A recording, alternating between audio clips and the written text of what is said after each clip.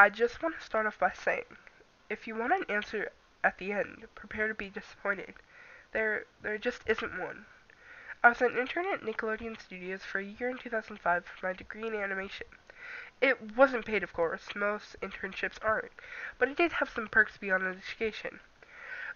To adults, it might not seem like a big one, but most kids at the time would go crazy over it. Now, since I worked directly with the editors and animators, I got to view the new episodes days before they aired. I'll get right to it without giving too many unnecessary details.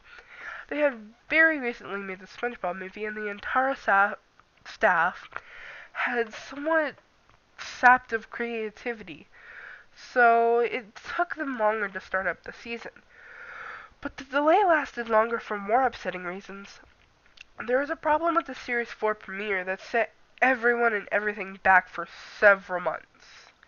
Me and two other interns were in the editing room, along with the lead animators and sound editors for the final cut.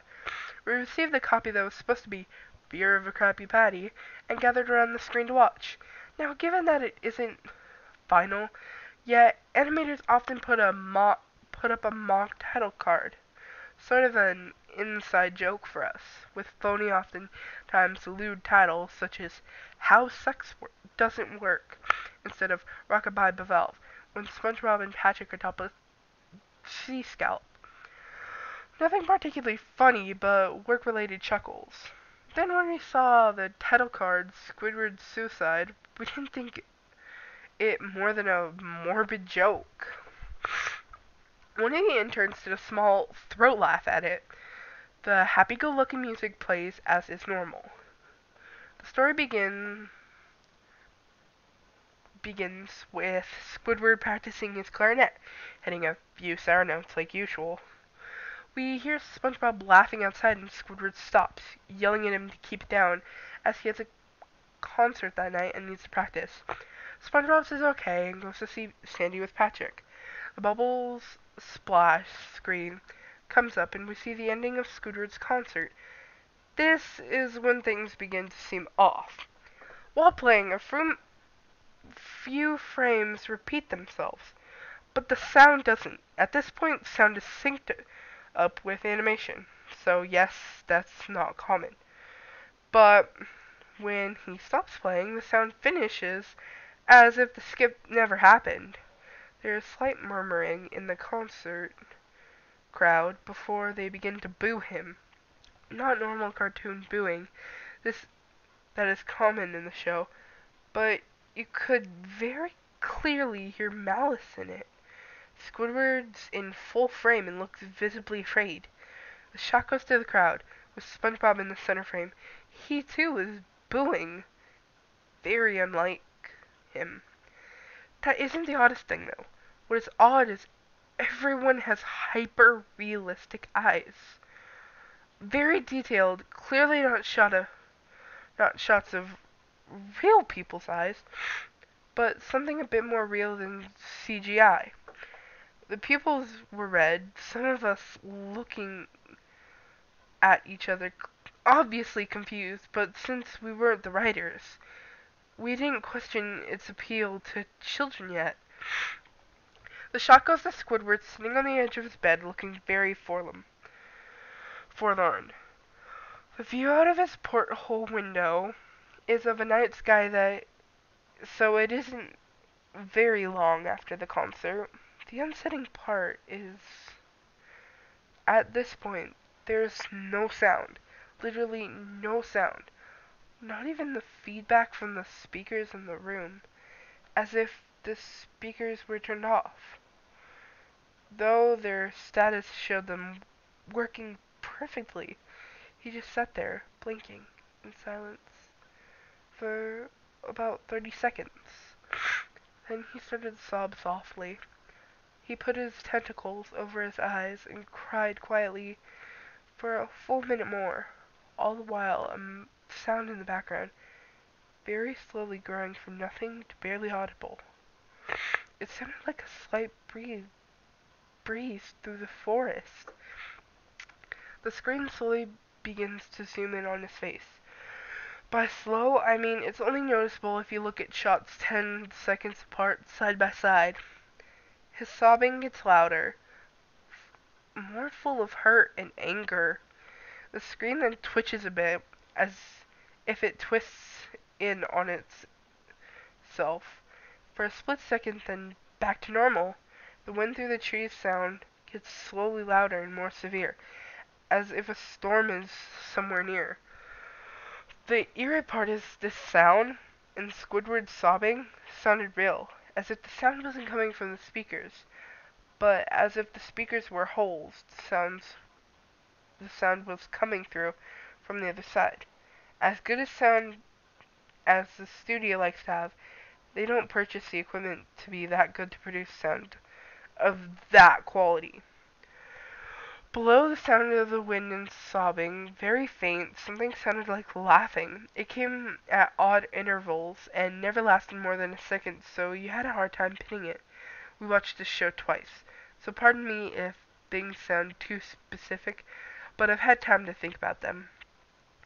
After 30 seconds of this, the screen blurred and twitched violently, and something flashed over the screen, as if a single frame was replaced.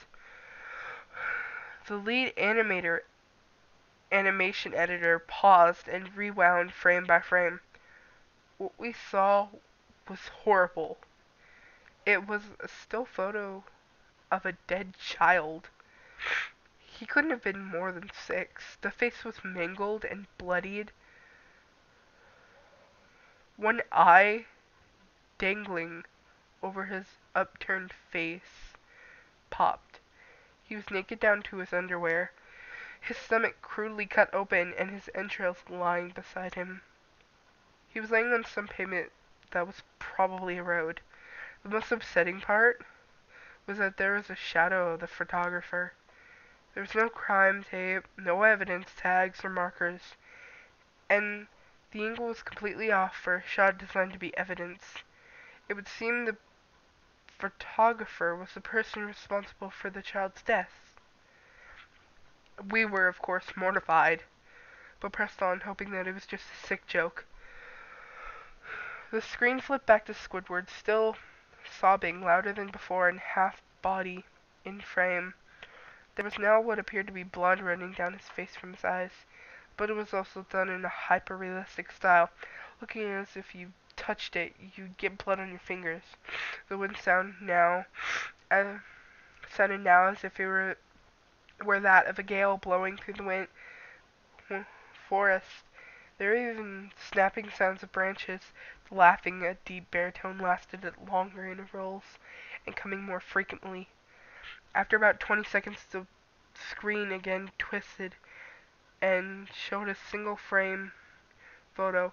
The editor was reluctant to go back. We all were, but he knew he had to. This time the photo was that of what appeared to be a little girl, no older than the first child. She was laying on her stomach, her barrettes in a pool of blood next to her. Her left eye was too popped out and popped, naked except for underpants. Her entrails were piled on top of her, above another crude cut along her back. Again the body was on the street and the photographer's shadow was visible, very similar in size and shape to the first. I had to choke back vomit, and one intern, the only female in the room, ran out. The show resumed. About 5 seconds after this second photo played, Squidward went silent, as did all the sound, like it was when this scene started. He put his tentacles down, and his eyes were now done in hyper-realism, like the others were in the beginning of this episode.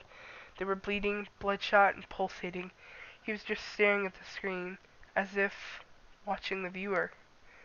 After about 10 seconds, he started sobbing, this time not covering his eyes. The sound was piercing and loud, and most fear-inducing of all is his sobbing was mixed with screams. Tears and blood were dripping down his face at a heavy rate. The wind sound came back, and so did the deep voice laughing. And this time, the still photo lasted for a good 5 frames. The animator was able to stop it on the fourth and back up. This time, the photo was of a boy, about the same age, but this time the scene was different. The entrails were just being pulled out from a stomach wound by a large hand. The red eye popped and dangling, blood trickling down from it. The animator proceeded. It was hard to believe, but the next one was different, but we couldn't tell what. He went on to the next, same thing. He went back to the first and played them quicker, and I lost it. I vomited on the floor. The animating and sound editors gasping at the screen. The 5 frames were not as if they were 5 different photos. They were played out as if they were frames from a video. We saw the hand slowly lift out the guts. We saw the kid's eyes focus on it. We even saw 2 frames of the kid beginning to blink. The lead sound editor told us to stop. He had to call on the creator to see this. Mr. Hillenberg arrived within about 15 minutes. He was confused at why he was called down there, so the editor just continued the episode. Once the few frames were shown, all screamed, all sounds again stopped. Squidward just staring at the viewer, full frame of the face, for about 3 seconds. The shot quickly panned out and the deep voice said, "Do it." And we saw in Squidward's hand a shotgun. He immediately puts the gun in his mouth and pulled the trigger. Realistic blood and brain matter spattered the walls behind him and his bed, and he flies back with the force. The last 5 seconds of this episode shows body on the bed, on his side, one eye dangling on what's left of his head above the floor, staring blankly at it. Then the episode ends. Mr. Hillenberg was obviously angry at this. He demanded to know what the heck was going on. Most people left the room at this point, so it was just a handful of us to watch it again. Viewing the episode twice only served to imprint the entirety of it in my mind and caused me horrible nightmares. I'm sorry I stayed. The only theory we could think of was the file was edited by someone in the chain from the drawing studio to here. The CCO was called in to analyze when it happened. The analysis of the file did show it was edited over by new material. However, the timestamp of it was a mere 24 seconds before we began viewing it. All equipment involved was examined for foreign software and hardware, as well as glitches, as if the timestamp may have been glitched and showed the wrong time, but everything checked out fine. We don't know what happened, and to this day nobody does. There was an investigation due to the nature of the photos, but nothing came of it. No child scene was identified, and no clues were gathered from the data involved, nor physical clues in the photos. I never believed in inexplainable phenomena before, but now that I have something happen and can't prove anything about it beyond evidence, I think twice about things.